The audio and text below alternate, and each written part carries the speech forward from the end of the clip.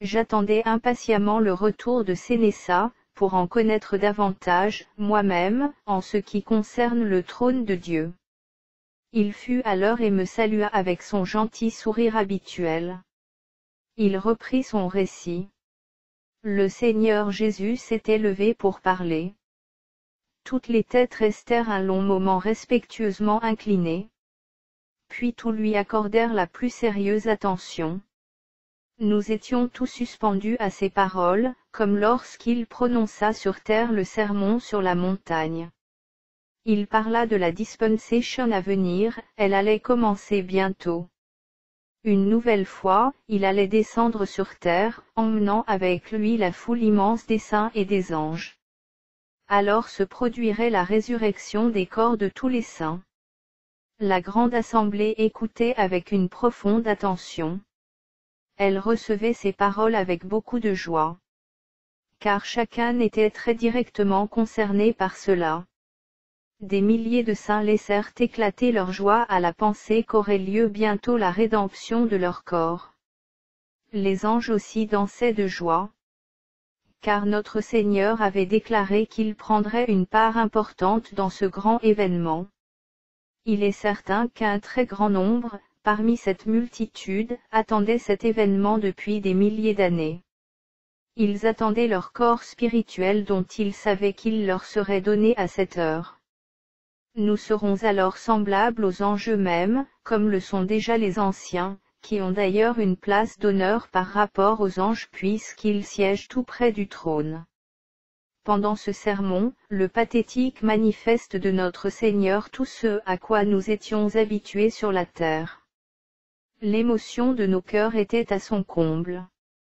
Il développa avec beaucoup de détails les idées que Paul avait évoquées, il y a bien longtemps, quand il avait écrit sous l'inspiration divine, nous faisant connaître le mystère de sa volonté, selon le bienveillant dessein qu'il avait formé en lui-même, pour le mettre à exécution lorsque les temps seraient accomplis, de réunir toutes choses en Christ, celles qui sont dans les cieux et celles qui sont sur la terre, Éphésiens 1, septembre 2010. Il attira notre attention sur l'avantage que possédaient maintenant les anciens eu égard à la résurrection. Il décrivit à l'immense foule l'ordre des événements qui se rapportent à l'histoire finale de son règne spirituel sur la terre, les événements des derniers temps, les grands changements politiques, et les guerres dévastatrices de la période finale.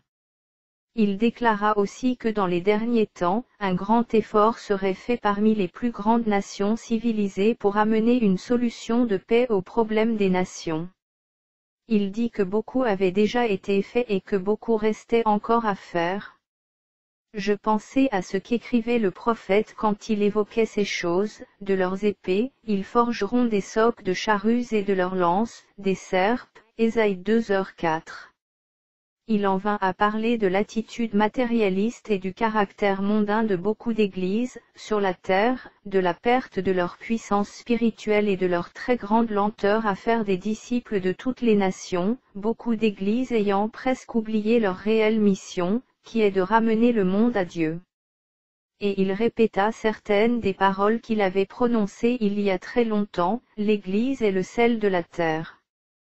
Mais si le sel perd sa saveur, avec quoi la lui rendra-t-on à Matthieu 5h13.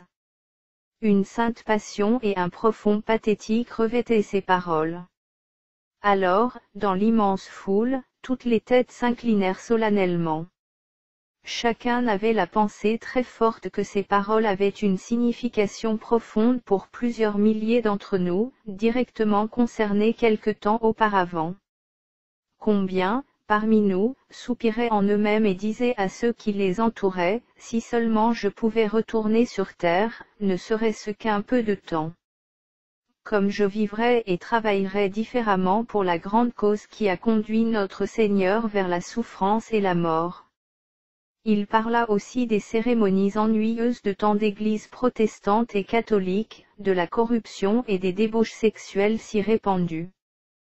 Comme il parlait de la décadence de son Église sur la terre, je ressentis intensément la force des paroles qu'il avait prononcées presque 2000 ans auparavant, quand le Fils de l'homme reviendra, trouvera-t-il encore la foi sur la terre? Luc 18h08.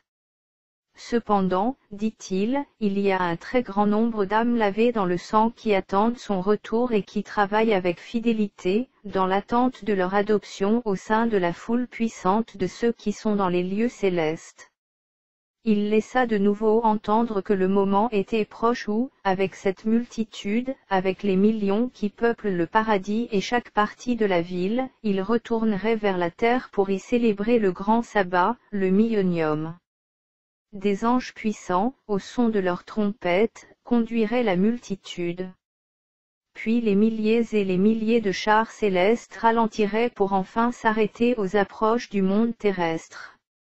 Alors sonnera la grande trompette de Dieu, à côté de laquelle celle du Sinaï n'était qu'une petite allusion. Elle réveillera tous ceux qui sont morts en Christ. Instantanément, ils se lèveront avec leur corps spirituel et chacune de nos âmes aura le sien. Lorsqu'il eut ainsi parlé, la multitude, conduite par les anges, s'écria d'une voix forte, Alléluia!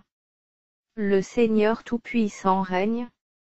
Après cela, continua-t-il, les saints qui seront encore en vie, ceux qui n'auront donc pas connu la mort, ne la connaîtront jamais. La mort n'exercera jamais sa domination sur eux. Mais dès lors elle sera détruite à jamais. Et nous serons réunis à eux dans une seule et même Église, et dans un monde sans fin. À nouveau, la multitude s'écria, Alléluia! Mais la plus solennelle, la plus pathétique de toutes les déclarations qu'il fit depuis le trône, devant l'immense assemblée, fut ce qu'il dit au sujet de la condition présente de l'Église terrestre. Il évoqua un plan nouveau et très rusé de Satan, le vieil ennemi de l'homme, pour introduire dans toute l'Église chrétienne une critique très destructrice des Saintes Écritures. Ceci, déclara-t-il, est une révélation de l'homme de péché, du fils de la perdition, mais dans une forme nouvelle pour les derniers jours. Le mystère de l'iniquité était déjà à l'œuvre dans les premiers jours de l'Église, dans les formes diverses de l'esprit de l'Antichrist. Il était cependant retenu jusqu'à ce que les non-juifs puissent avoir l'opportunité du salut. Mais maintenant ce méchant est révélé et sa venue se fera par la puissance de Satan et avec toutes ses tromperies pour ceux qui périssent, parce qu'ils n'ont pas reçu l'amour de la vérité pour être sauvés. C'est pourquoi il nie une grande partie des Saintes Écritures, pratiquement tous les saints de l'Ancien Testament et tout ce qui est miraculeux, contestant l'origine divine de Jésus, ses miracles et son expiation. Et c'est pourquoi Dieu leur enverra une puissance d'égarement pour qu'ils croient aux mensonges. 2 Thessaloniciens 2, 9-11. Ô, Satan! S'écria-t-il. Ton sort sera bientôt scellé dans le tourbillon de l'enfer. Mais il ne m'est pas possible de répéter le 10e de tout ce qu'il déclara. Quand il eut terminé, plusieurs anciens prirent la parole. Ils firent de brèves déclarations sur certains points de la vérité dans les domaines qu'il avait abordés. Beaucoup comme nous-mêmes, réalisaient que le livre béni de Dieu sur terre, la Bible, nous avait dit beaucoup de ces choses. Quel réconfort, mais aussi quelle tristesse, pour les saints qui connaissent les grandes choses qui sont encore devant nous. Très loin devant nous, aussi loin que nos regards pouvaient porter, nous pouvions voir les sièges qui scintillaient comme l'or le plus pur. Ils s'élevaient en amphithéâtre jusqu'à une grande hauteur et ils encerclaient complètement le trône majestueux. On chanta beaucoup d'hymnes magnifiques. Ceux qui étaient au loin répondaient avec des chœurs. Et c'était comme un océan dont les grandes vagues roulaient en splendeur sur la multitude des rachetés. Le grand rassemblement s'achemina vers sa fin. Notre Seigneur se leva. De sa voix qu'on entendait très distinctement jusqu'aux extrémités de cette immense salle du trône, il nous invita à un festin royal qu'il donnait en l'honneur des derniers arrivants. La multitude chanta la doxologie du ciel, qui fut suivie par la bénédiction de notre Seigneur et la clôture de la réunion. Nous nous rendîmes tous jusqu'à un grand jardin d'agrément qui jouxtait à l'est le lieu du trône. plusieurs centaines de rangées de tables, sur plus de 24 stades de longueur, environ 5 km, s'étendaient devant nous. Elles étaient chargées des meilleurs aliments du paradis. 12 sortes de fruits poussent sur chaque arbre. C'est de ces fruits que les tables étaient abondamment approvisionnées.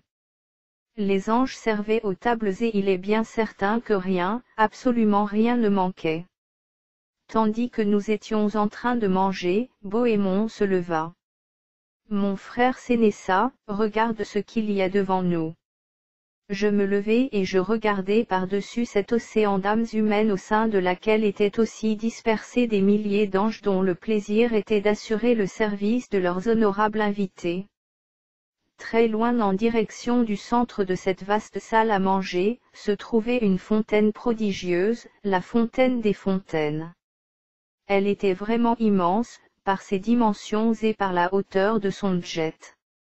En aucune façon, les jardins, les fontaines et les palais des rois de la terre ne sauraient soutenir la moindre comparaison avec ce qui se trouvait devant nos yeux. Nous fûmes désaltérés par cette fontaine, de même que par le fleuve de vie dont une multitude de branches avait là leur source.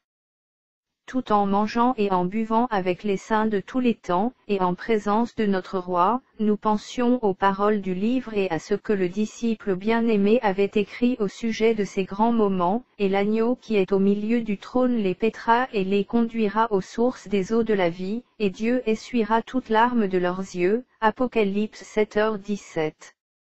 Et vraiment je me disais, mais qui donc pourrait encore pleurer, à l'exception des perdus qui lèveront les yeux depuis leur lieu de tourment. Au cours du banquet, la grande chorale chanta beaucoup d'autres très beaux hymnes de louange, tandis que notre Seigneur souhaita à chacun la plus chaleureuse bienvenue, tout particulièrement à ceux qui avaient récemment franchi les portes d'entrée du paradis puis celles de la ville, et qui maintenant étaient vraiment arrivés chez eux. Beaucoup d'hommes et de femmes ayant vécu dans l'Antiquité dirent aussi quelques mots d'accueil. David accorda sa harpe et chanta les paroles du disciple bien-aimé, que pratiquement tout le monde connaît dans le ciel. Et Dieu essuiera toute larme de leurs yeux, et la mort ne sera plus, il n'y aura plus ni deuil, ni cri, ni douleur, car les premières choses ont disparu. Et celui était assis sur le trône dit, Voici, je fais toutes choses nouvelles.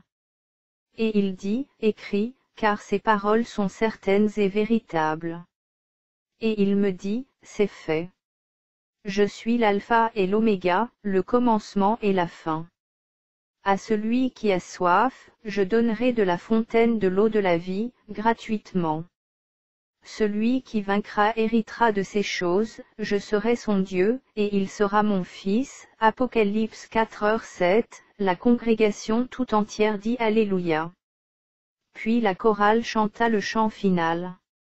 Alors l'assemblée se disloqua et se dispersa dans toutes les directions.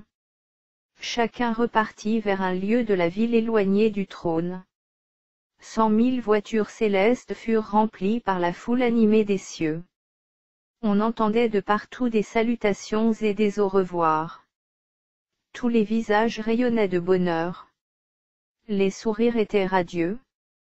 Les salutations joyeuses exprimaient le débordement de chaque âme. Il n'y avait pas le moindre son discordant, pas le moindre sentiment de trouble ou de contrariété. Nulle part, on ne distinguait l'ombre d'une quelconque insatisfaction. Ah, vraiment. Oui, c'était le ciel. Une fois que l'incommensurable congrégation se fut quelque peu désagrégée, il restait encore un nombre impressionnant de saints et d'anges. Et alors, on voyait les voitures revenir avec des multitudes d'autres âmes, pour remplacer celles qui venaient de s'en aller. Ceux qui conduisaient la musique ou qui chantaient leurs superbes solis étaient presque tous partis.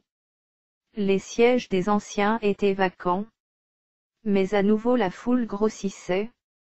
Et comme l'un des anciens passait près de nous, Bohémond et moi l'invitâmes pour discuter un peu. Montons dans une voiture, nous propos-il, et allons jusqu'à un endroit tranquille. Un peu plus tard, nous ralentissons à côté de l'une des fontaines qui se trouve juste à l'extérieur des portes d'entrée de la place du trône. Après nous avoir offert à boire de l'eau de la fontaine, il nous invita à marcher jusqu'à un bosquet d'arbres, un peu plus loin. Nous y cueillîmes quelques fruits. Puis, nous nous assîmes pour lui demander de nous expliquer quelques mystères. Les révélations qu'il m'a faites, je ne te les détaillerai pas ce soir, dit Sénéssa. Il faut maintenant que je te laisse. Tu es fatigué, et tu as besoin de repos. Et il disparut de ma présence. Rencontre avec Daniel, dernière visite de Sénéca-Sodi. Sénéssa arriva tôt. Il était radieux. Son visage rayonnait d'une sainte joie et de lumière. Il parcourut rapidement le manuscrit. Il était satisfait. Cette partie de ton travail est bientôt terminée, me dit-il. Acquitte-toi parfaitement de ce qui te reste à faire et ta récompense ne te décevra pas. Quand je t'ai quitté, la dernière fois, nous nous trouvions près d'une fontaine, pas très loin du trône, à l'est, et nous mangions des fruits. À côté de nous se trouvait l'Ancien qui se révéla être le prophète Daniel. Il s'adressa à nous. Eh bien, chers frères, cela me fait plaisir d'être avec vous. Je sais que vous n'êtes pas arrivés depuis très longtemps dans la ville et que vous êtes impatients de connaître les merveilles qui vous attendent toujours plus nombreuses. Jésus, notre Seigneur, qui a été conçu par l'Esprit éternel et qui est né de la Vierge Marie, est Seigneur du ciel et de la terre. Tout pouvoir lui a été donné par son Père. Quand j'étais sur terre, je le connaissais bien avant sa naissance de la Vierge Marie. Il était l'Ancien des jours. Ses vêtements étaient blancs comme la neige et ses cheveux comme la laine pure. Dans les révélations que Dieu m'a données à ce moment-là, je l'ai vu assis sur son trône, au dernier jugement, et son trône était comme un feu ardent. Un fleuve de feu sortait et coulait de devant lui. C'était une armée d'anges de feu. 1000 milliers le servaient et 10 000 se tenaient devant lui. Le jugement fut décrété et les livres furent ouverts. Daniel 7, 9-10. À ces mots, Bohémond applaudit. Daniel, bien-aimé de Dieu. Je me souviens de l'Écriture. Tu viens juste d'en citer un passage. Tout à fait, dit l'Ancien. Et ceci sera établi jusqu'au temps de la fin comme le témoignage de ce que j'ai reçu de Dieu. Il poursuivit. L'homme a été créé à la ressemblance et à l'image du Dieu trinitaire. À la création, il a été placé à un niveau inférieur à celui des anges, mais par la rédemption et la glorification, il est devenu leur égal et à certains égards leur supérieur. Les multitudes de rachetés qui sont ici sont l'épouse de notre Seigneur, et il naît dans toute sa dimension quand elle est sa plénitude. Elle a pour lui une très grande valeur. N'avez-vous pas remarqué combien nous sommes totalement à son image? Absolument, répondis-je. Et qui aurait pu croire, quand nous étions des enfants, quand nous jouions dans la boue et l'obscurité de la terre, que toute cette gloire, toute cette exaltation, tout ce bonheur, était en réserve pour nous. Bien sûr, on nous avait parlé du ciel. Mais vraiment, notre conception de sa grandeur et de sa gloire était très limitée. Il est certain, dit l'Ancien, que vous n'avez vu qu'une toute petite partie de la maison du Père et des nombreuses demeures qu'elle renferme. Dites-moi donc où vous êtes déjà allé. Peut-être pourrais-je vous aider à découvrir et connaître un peu plus ce grand royaume de Dieu. Oh, dit Bohémond. Nous nous sommes connus pour la première fois, tous les deux, très loin en aval du fleuve, dans une région du paradis très éloignée d'ici. Nous étions arrivés presque en même temps de la terre et nous sommes presque tout le temps restés ensemble depuis lors. Nous avons passé beaucoup de temps vers le fleuve. Nous y avons rencontré plusieurs hommes ayant vécu sur terre, il y a très longtemps, et nous avons appris nos premières leçons et nos premiers hymnes sur les bords du fleuve. Abraham a conduit notre compagnie jusqu'à la porte de Jude, où nous avons eu notre première rencontre avec notre Seigneur et où nous avons reçu son sourire par accueil. Nous avons eu part au service de louange des enfants, à l'université, et nous avons aussi assisté à une grande réunion de louange, dans la 4e avenue. Nous avons aussi visité la Sainte Joaillerie, et nous avons participé à une convention des plus intéressantes. Il y avait là, réunis, les prophètes, les apôtres, et les rédacteurs de la Bible. Ils étaient appelés à débattre de la condition de l'Église sur la terre, des affrontements doctrinaux, et des erreurs qui s'étaient glissées en son sein de temps à autre. Nous avons également assisté à des scènes extrêmement intéressantes, à chacune de nos étapes, dès l'instant où nous avons pénétré à l'intérieur de la ville. Nos âmes ont été constamment débordantes d'admiration et d'émerveillement, à chaque moment, dès que nous avons quitté la terre avec la voiture de l'ange. Eh bien, dit Daniel. Vous n'êtes resté que sur le seuil du domaine dont vous avez hérité, en comparaison de l'immensité et de la grandeur de ce qui vous attend. L'éternité sera cependant suffisante pour que vous puissiez voir tout ce qui est encore devant vous. Soyez également assurés que la coupe de votre joie, qui sera toujours plus grande, sera aussi toujours débordante. Vous avez remarqué combien vous avez été totalement libérés du besoin de vous reposer? Et vous ne ressentez non plus ni la souffrance, ni la douleur d'aucune sorte. Et aucun problème, aucune affliction ne vous pèse, ni ne vous cause ici le moindre souci. C'étaient pourtant des choses que nous avons tous expérimentées quand nous étions sur terre. Mais tout cela appartient désormais au passé. Et votre appréciation du ciel est d'autant plus grande que vous avez bu d'amères coupes au cours de votre vie terrestre. Vous aurez ici tellement d'activités que vous allez vraiment expérimenter ce que c'est que vivre. La conduite et les activités de votre vie terrestre n'étaient qu'une préparation, qu'une petite image du ciel.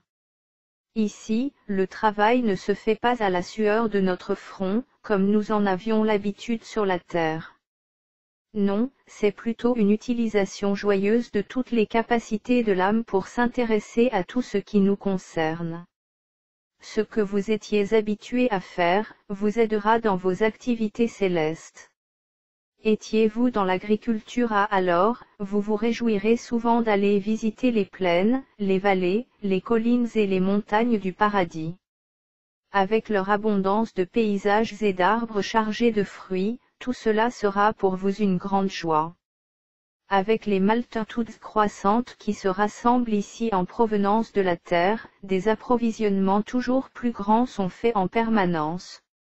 Vous aurez beaucoup de plaisir à y prendre part. Avez-vous été enseignant alors, vous vous plairez dans l'enseignement de ceux qui viennent d'arriver des rivages terrestres jusqu'à ce royaume éternel. Ceux qui étaient des manuels ou qui travaillaient dans les domaines de la technique découvriront de grandes possibilités dans le ciel pour cette aptitude de l'intelligence. Cela fait des milliers d'années que notre Seigneur Jésus prépare ces demeures pour nous. Mais il utilise pour cela les mains affairées de millions de saints, dans les formes merveilleuses de l'architecture du ciel. Mais pour vous maintenant, frères bien-aimés, tout ce que vous voyez devant vous est destiné à votre confort et à vos réjouissances. Les voitures sont là pour vos déplacements. Si vous le désirez, vous pouvez vous déplacer à la vitesse du son. Allez donc à la vitesse qui vous convient. Dans les différentes sections de la ville, se tiennent d'imposants meetings de louanges dont nous sommes tous grands amateurs. Si vous voulez atteindre les niveaux supérieurs ou inférieurs de la ville, prenez un ascenseur et appuyez sur le bouton qui indique l'étage, et en peu de temps vous vous retrouverez 200 km plus haut ou plus bas selon votre désir. Je vous rappelle que la ville s'étend sur un carré, sa longueur et sa largeur sont égales. Et sa hauteur aussi à la même dimension. La ville est comme un solide cube de 12 000 stades d'arête. Que notre héritage est grandiose, dit Bohémond. 12 000 stades, ça fait 1500 miles terrestres, ou 2400 kilomètres. C'est ça, approuva l'ancien. Et il y a près de 400 000 sections dans la ville, à côté de l'immensité sans limite des régions du paradis. 1000 années terrestres se seront écoulées avant que vous n'ayez vu qu'une petite portion de ce qui vous appartient à jamais. De toute façon, il vous est impossible aujourd'hui de simplement avoir la compréhension de cette immensité. Vous voyez donc qu'il y a de quoi satisfaire le développement et l'émerveillement de votre âme. À ces mots, j'applaudis des deux mains, et comblé d'une joie extrême, je m'écriai.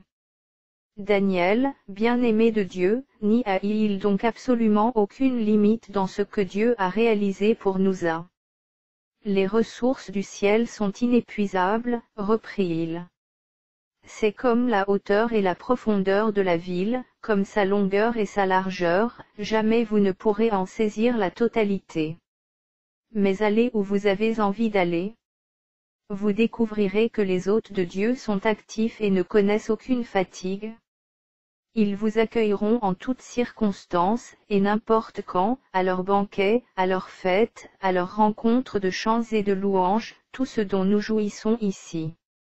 Si vous désirez faire un voyage dans le paradis, ou que ce soit, pour y voir les beautés de ces paysages, n'importe quel saint ou ange se fera un plaisir de vous y emmener ou de vous accompagner. En effet, apporter notre aide aux autres pour leur confort et leur bonheur, c'est ce qui fait notre plaisir. Je vous propose maintenant que nous allions prendre un ascenseur au carrefour qui est là, tout près. Nous nous élevâmes dans le spacieux escalier. Jetez maintenant un regard en bas, dans l'enfilade de l'avenue. Regardez là-bas, dans le lointain. Ce que nous fîmes. Nous nous trouvions au-dessus de l'animation de la foule innombrable. Comme nous, tous avaient été un jour des enfants de la terre. Ils avaient eu part au travail et à la sueur d'une vie terrestre. Comme nous, ils avaient combattu les hordes terrifiantes du péché. Mais ils étaient là maintenant, exaltés et glorifiés avec notre Rédempteur béni. Êtes-vous récompensés pour votre foi et votre service dans le monde pour votre Seigneur, a demanda l'ancien. Récompensés, dis-je. Qu'ai-je jamais fait pour mériter ceci? Ah non, non. Tout est grâce. Dieu est amour. Nous n'étions rien. Nous n'avons rien fait, sinon nous accrocher à Jésus. En toute chose, il a été notre tout. Regardez maintenant vers le nord. Il pointa son doigt dans la direction. Car nous ne connaissons ni nord, ni sud, étant donné que nul soleil ne brille à midi et que nulle étoile polaire n'est repérable à minuit. Il n'y a ni midi ni minuit dans le ciel. La lumière du soleil n'est pas nécessaire, ni celle de la lune, car le Seigneur Dieu et l'agneau sont notre lumière éternelle. Regardant donc dans la direction indiquée, nous observâmes que l'avenue était spacieuse et très belle. Les maisons étaient d'une exquise beauté. Les rues en or étaient chaleureuses, emplies de gens pleinement heureux. Des milliers d'enfants jouaient dans les rues. De délicieuses fontaines faisaient jaillir leurs eaux, qui scintillaient comme des diamants et des perles de lumière. Nous vîmes de longues tables, de 1000 coudées chacune, environ 500 mètres, superbement ornées, et chargées de toutes sortes de fruits et de noix magnifiques. Avec quelle liberté chacun semblait manger et boire pour sa plus grande satisfaction. Je pensais que cette immense foule aurait pu dire la même chose que beaucoup de Juifs de l'époque de Jésus, mais avec cependant une signification bien différente. Nous avons mangé et bu en ta présence et tu nous as enseigné dans nos rues. Luc 13h26. Beaucoup de ces enfants, dit l'ancien, sont arrivés depuis peu. Mais vous pouvez voir comme ils sont heureux. Aucun autre lieu, aucun autre environnement ne les rendrait plus heureux, sinon le fait de voir ici leurs parents, leurs frères, leurs sœurs ou leurs amis. Alors vraiment, la coupe de leur bonheur déborderait. Ils n'ont pas le moindre désir de retourner vers la terre, d'où ils sont venus il y a peu de temps. Mais ils se réjouissent beaucoup quand ils voient arriver leurs amis. Le bonheur, dont nous ne connaissons que les premiers rudiments dans le monde, est ici écrit sur chaque visage. Regarde d'en haut, dit encore l'ancien. Nous levâmes les yeux. À notre grand émerveillement, les dômes et les voûtes, au-dessus de nous, scintillaient de l'éclat de ce qui semblait être des diamants parmi les plus précieux, ainsi que des pierres de jaspe, claires comme le cristal. Ceci dit l'ancien n'est qu'un reflet de la gloire de Dieu qui resplendit depuis le trône et transparaît au travers de toutes ses œuvres. Il faut maintenant que je vous quitte. Je vous dis au revoir. Que les bénédictions du Dieu éternel soient vôtres à jamais. Il y a de grandes choses en réserve pour vous. Mais je vous reverrai. Et il disparut parmi la multitude. Une mission est confiée à Séneca.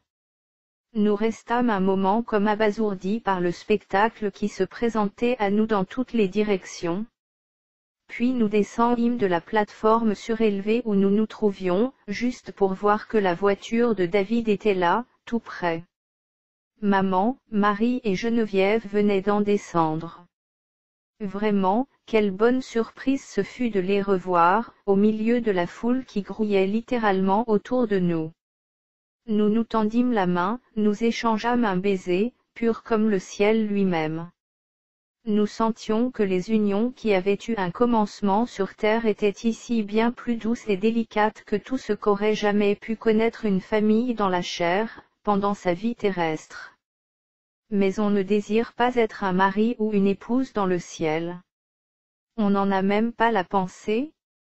David nous dit alors: Je dois vous dire au revoir.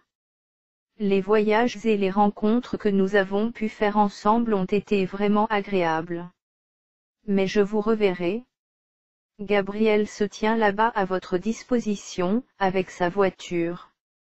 Avant que vous ne partiez, ne devrions-nous à nouveau rendre grâce et avoir un moment de louange? À ces mots, Bohémond laissa éclater sa joie. Nous prîmes tous nos harpes et nous nous joignîmes à David pour chanter, une fois encore, un très bel hymne de louange. Quand nous eûmes terminé, David agita la main pour nous saluer très gentiment. Son véhicule démarra et disparut bientôt de notre vue alors que nous le regardions s'éloigner. Nous avions appris à l'aimer intensément. Gabriel s'approcha et s'adressa très aimablement de nous. Maman, Geneviève, et Marie le connaissaient très bien toutes les trois. Mais je l'avais vu, moi, qu'une seule fois depuis l'instant où il m'avait dit au revoir au moment de mon arrivée au paradis. J'avais découvert qu'il était l'un des chefs des anges dans le ciel, l'un des archanges. Cependant, il fut le serviteur de Daniel quand celui-ci était sur terre. J'ai aussi découvert qu'il conduisait le groupe des anges qui annonça la naissance du Sauveur, qui garde le sépulcre à sa mort, et qui roula la pierre à sa résurrection. Il nous invita à prendre place avec lui dans les voitures. Il nous dit qu'il était envoyé jusqu'au paradis. Nous acceptâmes son invitation. Nous nous assîmes tous dans cette première voiture du ciel, celle qui, des milliers de fois, avait fait la traversée entre le ciel et la terre. L'ange s'adressa à ma mère et à Geneviève. Souhaitez-vous un itinéraire plus particulier pour ce voyage à travers le paradis? Nous avons reçu un ordre qui concerne Sénéssa et vous êtes plus que les bienvenus pour faire ce déplacement avec nous jusqu'à la porte d'entrée. Oui, répondirent-elles ensemble. Cela nous plaît beaucoup d'aller avec toi. Mais tu peux toi-même choisir l'itinéraire. Tu en connais plus que nous. Peut-être Sénéssa a-t-il une préférence à Gabriel, toi qui es béni de Dieu. Je t'en prie. Choisis à notre place. Tu as la connaissance de tous les lieux du royaume. Nous ne l'avons pas. si donc vous me laissez le choix, nous prendrons la route des montagnes qui sont au sud-est, en sortant par la porte de Benjamin. Très bien, dit Geneviève. Rien ne plaira davantage à Monsieur Soddy. Car il a beaucoup aimé les paysages terrestres grandioses et romantiques. David, qui vient tout juste de repartir avec sa voiture, nous a amenés il n'y a pas très longtemps, Sénessa, maman, Marie et moi, depuis les quartiers de préparation des enfants, très loin vers le sud-ouest, jusqu'à l'amphithéâtre des enfants, dans la ville. Là, pendant un certain temps, j'ai assisté les tout-petits dans leur première leçon du ciel. Sénessa s'est réjoui quand, au retour, nous avons traversé la région montagneuse. Il l'a trouvée splendide. Alors, je suis persuadé que tu as fait ton choix avec sagesse. Bien, dit Gabriel, si vous êtes tout prêt, nous allons pouvoir y aller. Car il nous faut rencontrer notre Seigneur Jésus, ainsi que beaucoup d'autres, à la porte de Benjamin qui se trouve dans la direction du sud-est. J'aimerais que Sénessa et Bohémond viennent s'asseoir à côté de moi. Nous prîmes place à côté de l'ange, tandis que maman, Geneviève et Marie s'asseyaient ensemble à l'arrière. L'instant d'après, la voiture démarrait. Sénessa, tu es bénie de Dieu, dit l'ange. Tu es un vase choisi, voire 2 Timothée 2, 20-21, sélectionné pour une mission spéciale par le Seigneur lui-même. Dis-moi, Gabriel. Qu'est-ce qui m'attend donc à le ciel m'a révélé une bonne surprise à chaque nouvelle étape, depuis l'instant où j'ai mis le pied hors du véhicule de l'ange, près d'un portail du paradis très éloigné de la ville, quand nous sommes entrés la première fois dans ce royaume de gloire. Tout est encore devant toi, dit l'ange. Il n'y a pratiquement rien derrière, comparé à ce qui t'attend. Mais, Sénessa, tu es un saint favorisé de Dieu, et les révélations de ses intentions à ton égard te seront connues au moment opportun. Maman suivait notre conversation avec attention. À ces mots, elle intervint.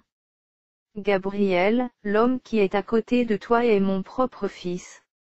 Ce sont ses mains qui en ont pris soin depuis le jour de sa naissance. Et ce qui va se passer m'intéresse énormément. Ce fut Geneviève qui se leva ensuite.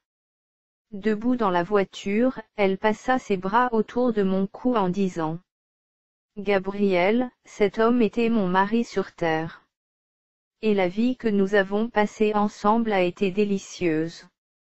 Mais nous sommes maintenant unis dans une union éternelle. » À ceci, l'ange se mit à rire. « Vous vous êtes mariés une nouvelle fois à... » « Non. Nous ne sommes pas remariés. Les saints ne se marient pas au ciel. Ils n'en ont même pas le désir. Mais ces liens de la plus haute amitié seront éternels, n'est-ce pas ça? Bien sûr. À qui ça l'ange? Votre amour et votre entente seront encore bien plus profonds qu'ils ne l'ont jamais été sur terre. Mais j'aimerais savoir quelque chose, dit Geneviève, et je sais que tu peux me le dire. Les anges eux-mêmes ont-ils jamais connu entre eux un amour similaire à celui d'un homme et d'une femme? À cette question, Gabriel ralentit. Jetant un coup d'œil par-dessus son épaule à Geneviève, dont les bras étaient toujours autour de mon cou, il dit. Tu me feras presque rougir. Car nous sommes inférieurs à vous qui avez des descendants, des créations dont vous êtes l'origine. Nous n'avons ni époux, ni épouse. Mais le mariage aura été pour les habitants de la terre une émotion telle, une passion de tout premier plan, que notre Seigneur a l'intention de le perpétuer dans l'éternité. D'une façon différente, cependant. Il est l'époux et pour toujours il le sera. Et tous les saints pas nous serons son épouse. Nous avons été, nous, les abeilles laborieuses de la grande famille humaine, sur terre et dans le ciel. Des abeilles, donc ni des faux bourdons, ni des reines. Mais nous sommes tous contents dans notre propre domaine d'action. Nous ne connaissons ni tristesse, ni aucun désir insatisfait qui ne puisse être entièrement comblé, ici au ciel, ou sur la terre. Nous sommes vos serviteurs. Et ce déplacement jusqu'à la porte de Benjamin et jusqu'au paradis est mon joyeux service. Marie se leva. Gabriel, l'homme qui est à côté de toi est mon propre père, dont j'ai été séparé quand je n'étais qu'un bébé. Je pense que c'est ta propre voiture qui m'a alors amené aux bons soins de ma chère grand-mère, comme j'ai appris à l'appeler plus tard. La voiture était arrêtée. L'ange se leva.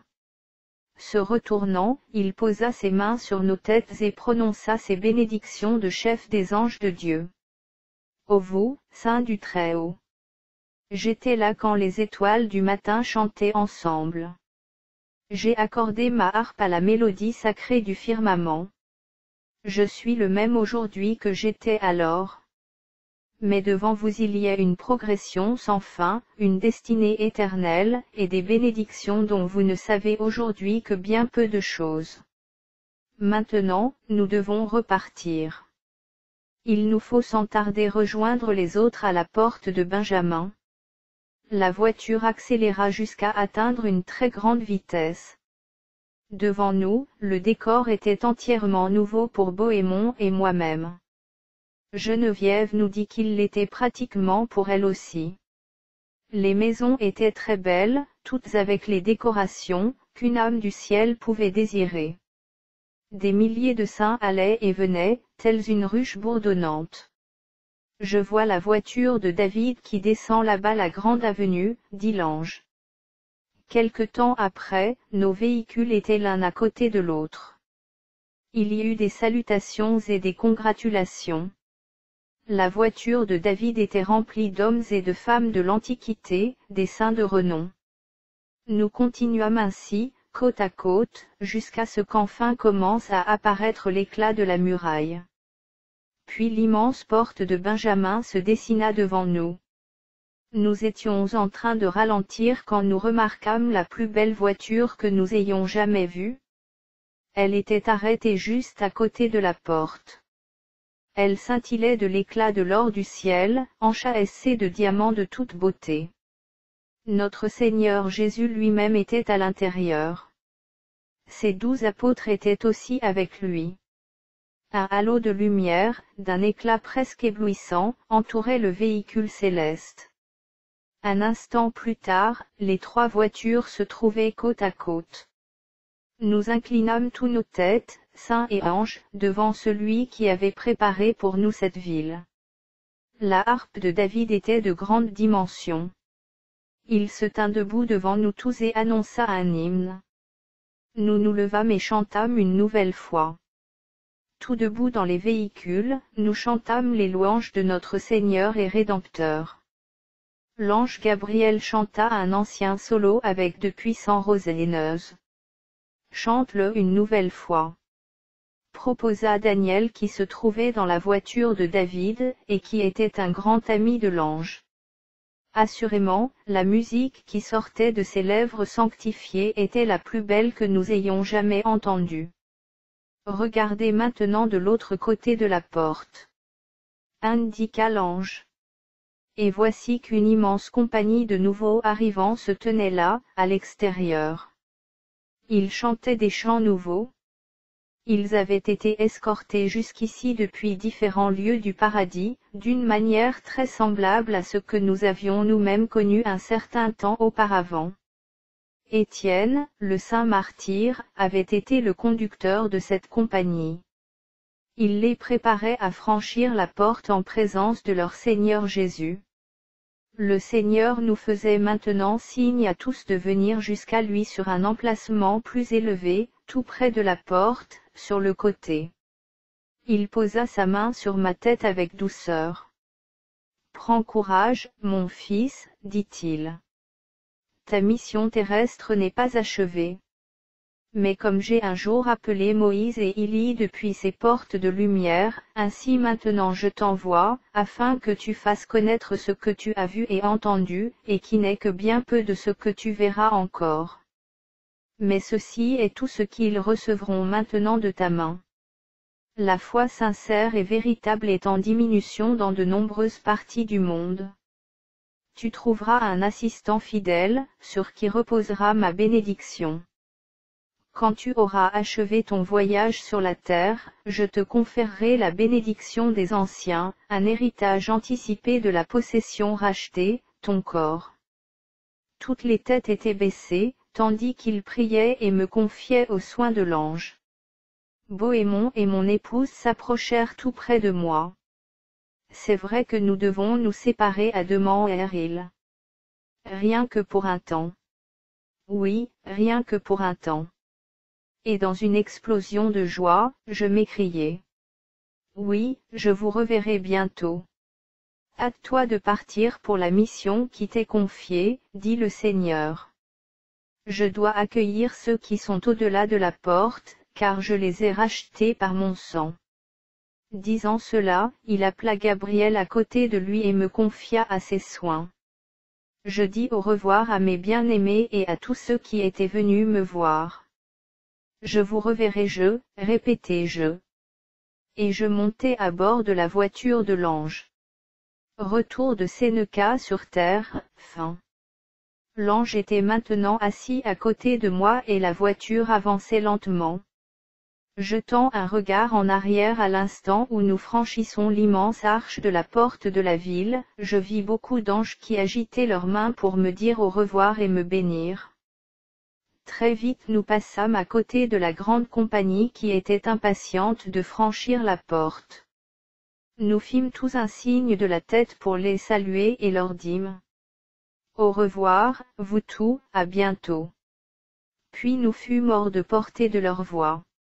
Alors que la voiture disparaissait de leur vue, nous filions à vive allure sur une route immense qui, depuis la porte de Benjamin, conduisait à des lieux du paradis très éloignés. De grandes vallées, avec d'immenses vergers, jaillissaient de partout.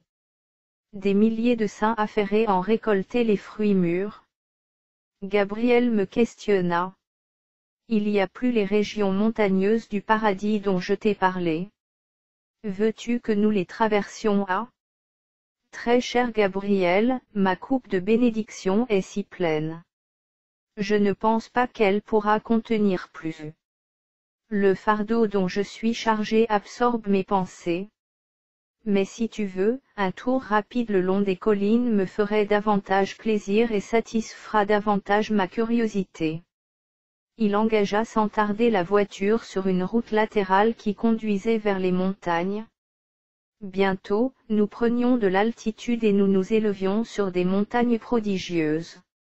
Nous fîmes une halte à mi-hauteur, sur un très joli plateau. Gabriel voulait me permettre d'avoir une vue sur les vastes plaines et sur les vallées immenses du paradis. Aussi loin que la vue pouvait porter, s'étendaient de partout des immensités de jardins magnifiques et d'arbres en bosquets chargés de toutes sortes de variétés de fruits. D'un seul coup d'œil, je pus voir des milliers de saints et d'anges affairés, qui se réjouissaient dans cette luxuriance céleste.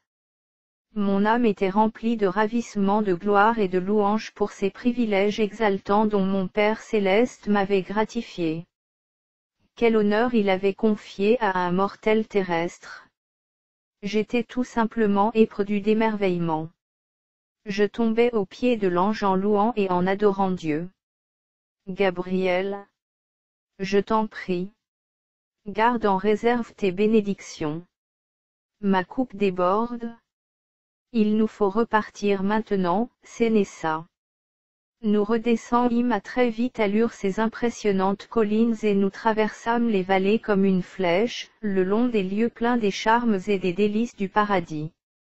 Des milliers de saints particulièrement honorés ont leur palais dans les différentes sections de ce paysage romantique du ciel. J'étais tellement écrasé par la grandeur de cette portion du paradis qu'à nouveau je tombais aux pieds de l'ange pour répandre avec de puissants rosaines ma louange à l'égard de Dieu. Quand je me relevai, l'ange m'indiqua, dans le lointain, une arche gigantesque du paradis. Il se dirigea vers elle et ralentit son allure. Les arbres de vie étaient partout. Le parfum de leurs feuilles et leur puissance de vie emplissaient toute l'atmosphère du ciel. Rien sur terre n'est capable de suggérer une telle gloire. L'ange conduisait lentement. La voiture traversait des gorges profondes et passait à côté de fontaines aux eaux scintillantes. Des groupes d'hommes et de femmes allaient et venaient, se rafraîchissant aux fontaines, ou se délectaient des fruits des arbres de vie. Je m'adressai à nouveau à l'ange. Quel endroit pour y passer les heures de l'éternité, dans le repos ou le divertissement? Ah, oui, vraiment. Nous sommes bel et bien au ciel. L'ange se tourna vers moi et me demanda alors si je le reconnaissais. Gabriel. C'est vers le trône que je t'ai vu. Réfléchis bien. Souviens-toi quand tu as quitté ton habitation terrestre pour ce périple béni jusqu'au ciel. Dis-moi. C'est toi qui m'avais amené jusqu'aux portes de ce royaume. Absolument. Répondit Gabriel. Et j'ai une autre mission pour toi. Tu n'auras eu qu'une vision bien furtive de ton héritage éternel et de la grandeur de la maison du Père. Toute l'éternité est encore devant toi, avec le pouvoir de satisfaire pleinement les aspirations de ton âme. Mais il faut maintenant que tu aies un petit moment de repos, avant que ne débute ta prochaine mission et que nous ne soyons passés par la grande arche que tu vois là-bas. Gabriel conduisait maintenant très lentement. On pouvait voir des centaines de nouveaux arrivants, dans l'émerveillement de leur première vision du ciel. C'est ce que je devinais à leur comportement, qui me rappelait ce qu'avait été le mien. Certains descendaient des véhicules célestes, en criant fort comme nous l'avions fait. La voiture franchit alors l'immense arche du paradis. Je penchai ma tête contre l'épaule de l'ange. Pour la première fois, je sentis comme un assoupissement venir sur moi. Et je m'endormis. Combien de temps je ne le sais pas. Mais lorsque je m'éveillai, la voiture se tenait devant le seuil de ma vieille maison, au pied de la chaîne des Cascades. Je sortis. 2 anges s'approchèrent et m'invitèrent à entrer. Est-ce que je suis vraiment revenu à ma maison terrestre, demandai-je. C'était certain. Mon corps était là, étendu. Mes fidèles serviteurs, Séna et Serva, en avaient précieusement pris soin. Ils avaient reçu l'instruction de ne pas le mettre en terre avant 50 jours. Plus de 40 s'étaient déjà écoulés. Et cependant, aucun signe de décomposition n'était visible sur ce corps froid, prisonnier de la mort. Gabriel vint nous rejoindre. Il étendit sa main sur les visages de ceux qui dormaient. Alors, tomba sur eux un sommeil très profond, semblable à celui qui vint sur Adam lorsqu'Ève fut formée à partir de sa côte. Ainsi, nul ne soupçonna notre présence. Gabriel passa ensuite la main sur le corps sans vie. Et en un clin d'œil, il jaillit à la vie. Le changement fut puissant. De la mort à l'immortalité. En un instant, il m'appartenait à nouveau. Corps de gloire. Rédemption. M'écriai-je. Quel changement puissant. De la mort à l'immortalité. Alors, me revinrent en mémoire les paroles de Paul, car notre cité à nous est dans les cieux, d'où nous attendons aussi comme Sauveur le Seigneur Jésus-Christ, qui transformera le corps de notre humiliation en le rendant semblable au corps de sa gloire. Philippiens 3, 20-21. Un moment, je restai debout, admiratif, émerveillé, ne sachant que dire. J'étais submergé par la gloire de Dieu. Mon corps et mon âme étaient redevenus un. Je questionnai l'ange. Qui va m'assister dans la tâche qui m'a été confiée à. C'est alors que sans plus tarder il me parla de toi mon fils, en m'indiquant l'endroit de ta maison. Nous ne te quittons pas, me dit-il, tant que ton travail ne sera pas achevé. Maintenant, quitte ta maison terrestre et ceux qui sont ici. Ils prendront soin d'eux-mêmes. Viens à la voiture. Nous franchîmes la chaîne des cascades, puis les montagnes rocheuses.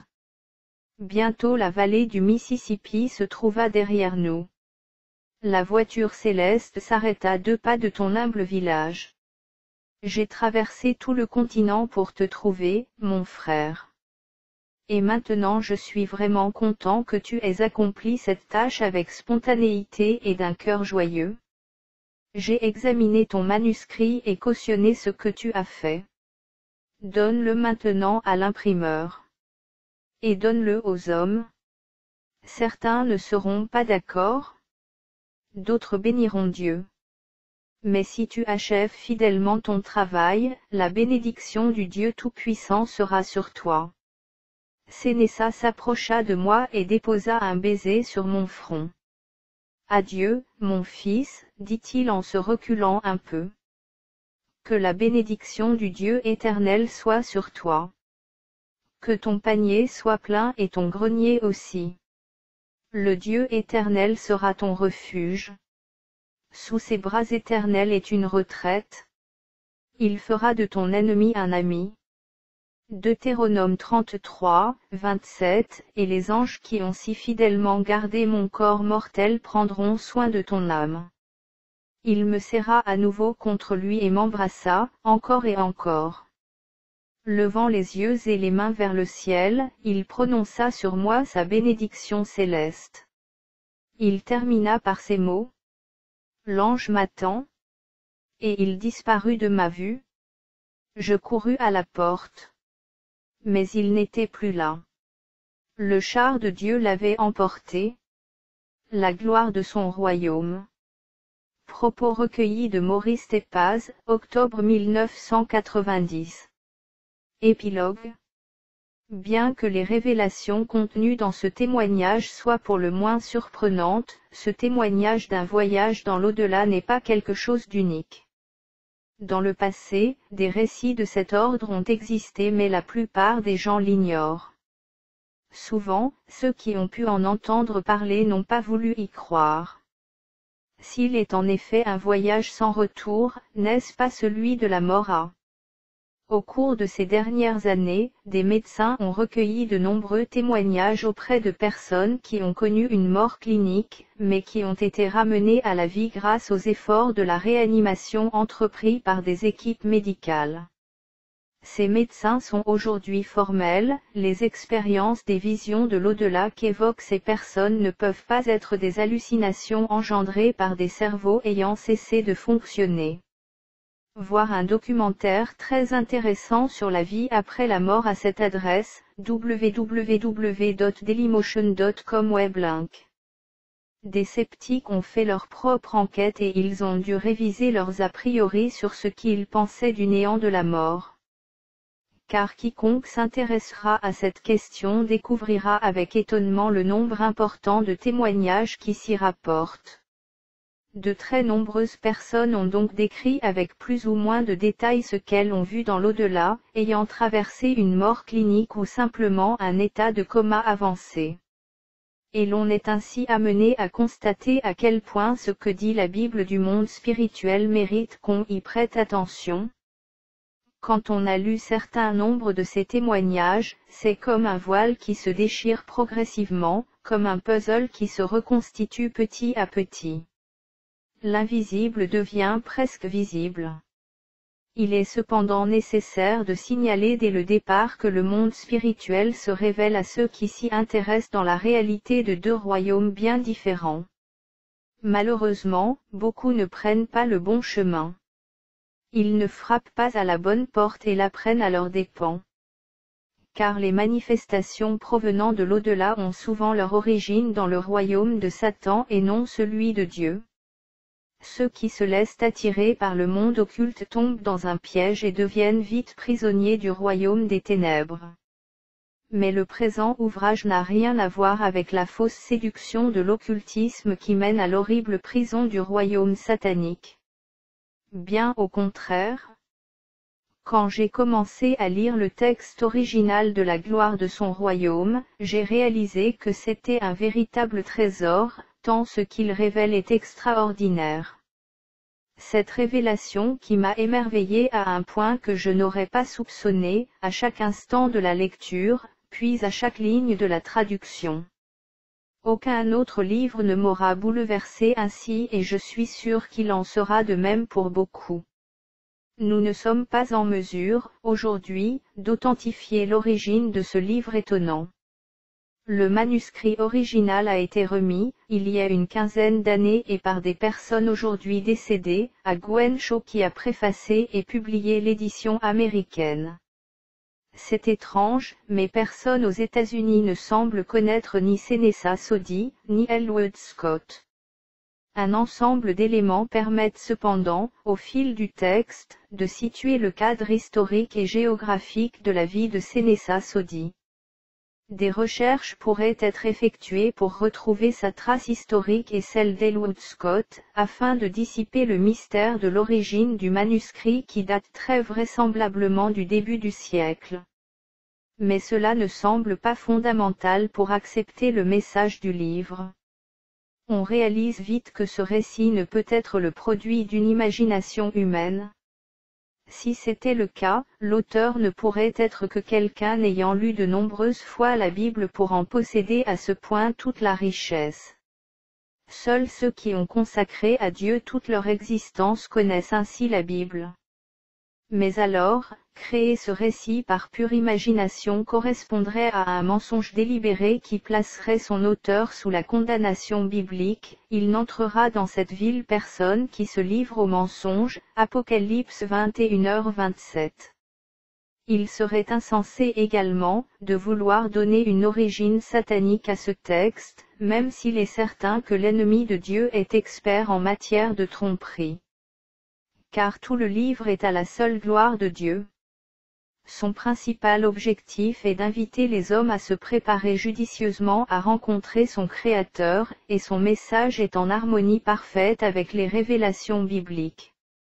La seule explication satisfaisante de l'origine de cet écrit, bien qu'à chaque page chacun pourra se demander à juste raison s'il ne rêve pas en lisant ce qu'il lit, est l'explication donnée par son rédacteur, Elwood Scott, qui déclare avoir effectivement reçu la visite de quelqu'un ayant passé 40 jours terrestres dans le royaume de Dieu.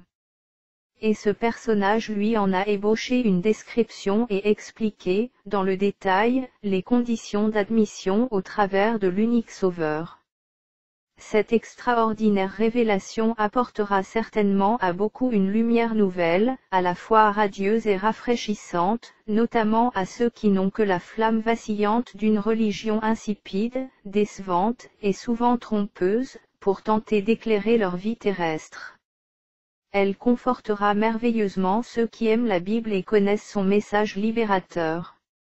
Il est peut-être encore important de le préciser que cet ouvrage est d'une telle richesse qu'il convient de le lire lentement, sans chercher à brûler les étapes.